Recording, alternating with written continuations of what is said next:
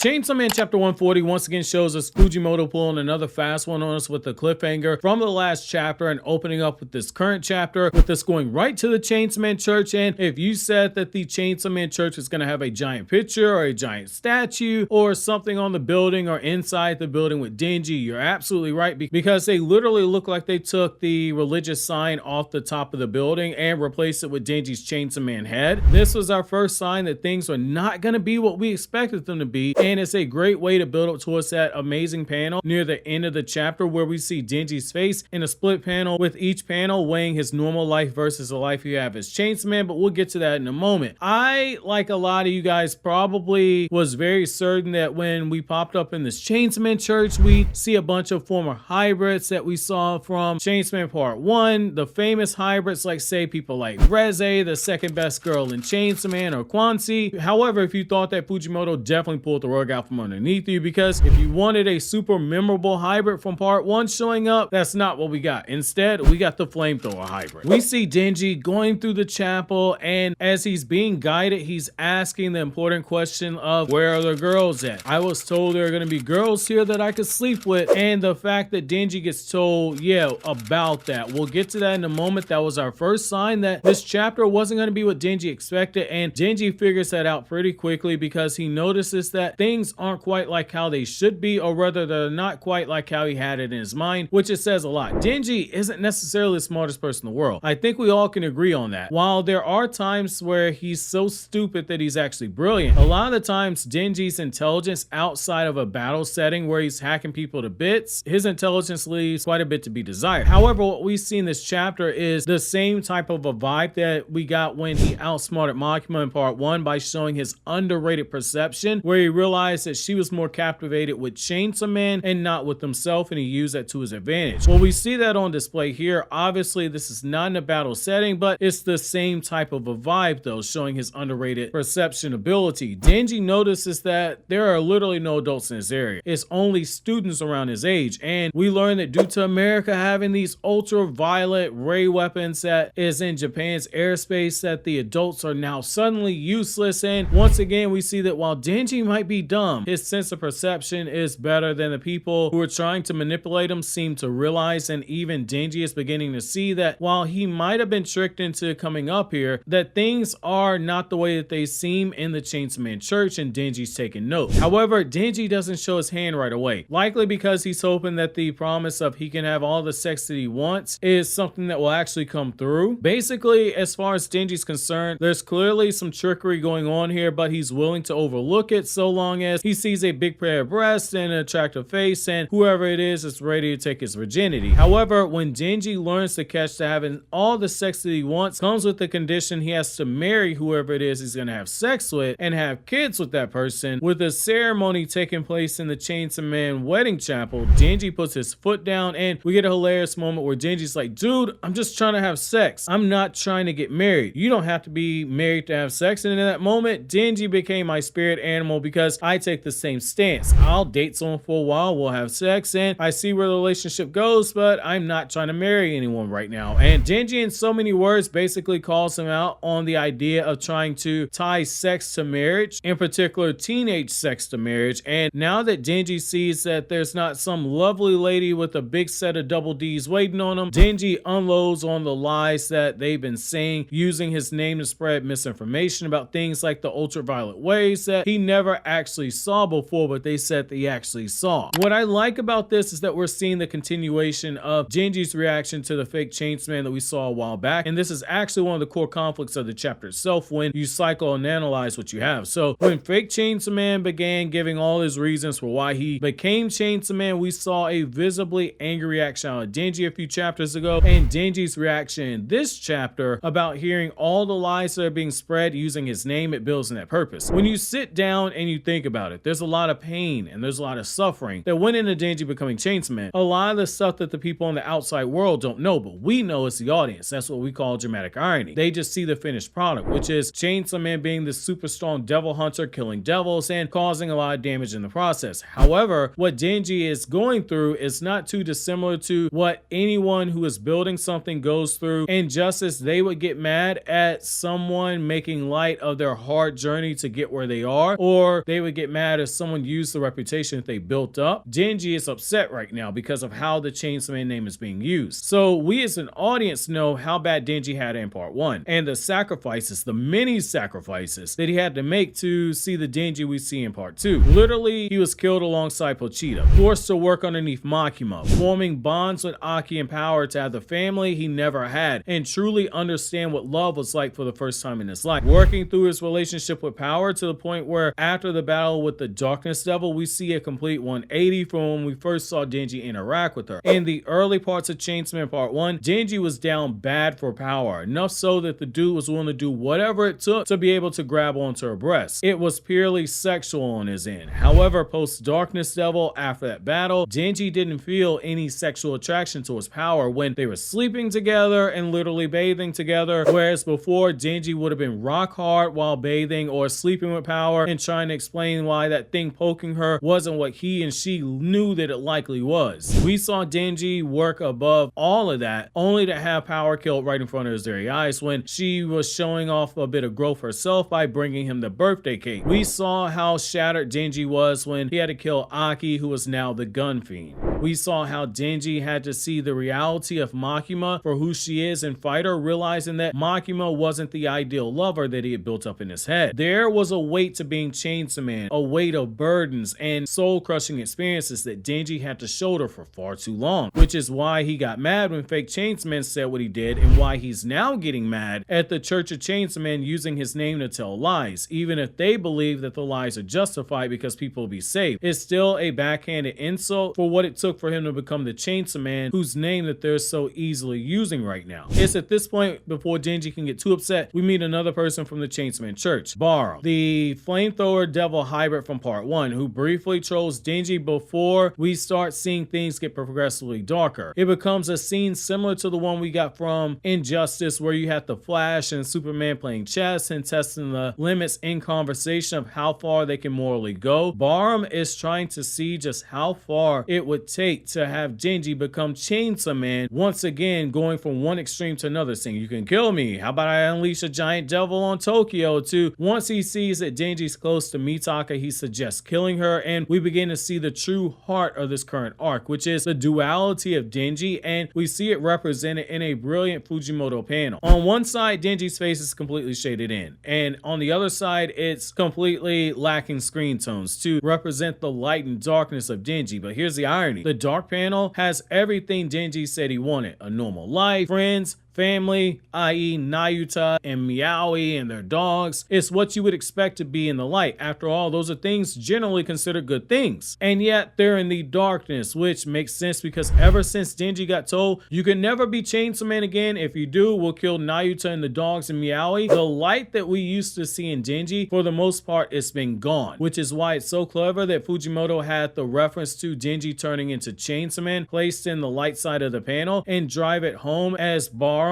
asked Denji which side weighs heavier, to draw our attention back to the panels and picture them as a scale weighing the two options for Denji. This is one of the unique things that the medium of manga offers you that you can't get from a generally good or great anime adaptation. The way the panels and the dialogue refer you back to the previous panels, where things like shading make you pay closer attention and slow down. This place, with the way that Fujimoto tends to blend chaos with this fight, while having the movements flow from panel to panel in a way that guides your eye in a controlled form of chaos. But what we're seeing here is Fujimoto doing the same thing, but only using quiet chaos by having the various sides of Denji being weighed against each other. And when we see Denji stimulated by the discomfort he feels, we get a very ominous line, which is enjoy your normal life while you can. A clear sign that one way or the other, the Chainsaw Man cult has plans for Denji that he's going to be forced to live out, and that part 2 might see Denji losing the very things that he cherishes, just like part 1 did. Either Asa Mitaka is gone, or the quiet life that he has with Nayuta is taken from him. Denji is basically at a crossroads, and it might be a situation where it does not matter which path he takes, one of light or one of dark, because somewhere down the line those roads are going to intersect, bringing him everything from the two roads that he had to travel from into one big congestion that he's gonna have to deal with. This chapter wasn't action-packed with chaos, but rather it was a quiet and controlled chaos that led to the threat that we got towards the very end, where Denji's normal life was threatened. We had to get through all the ridiculous things like the outside of the Chainsaw Church and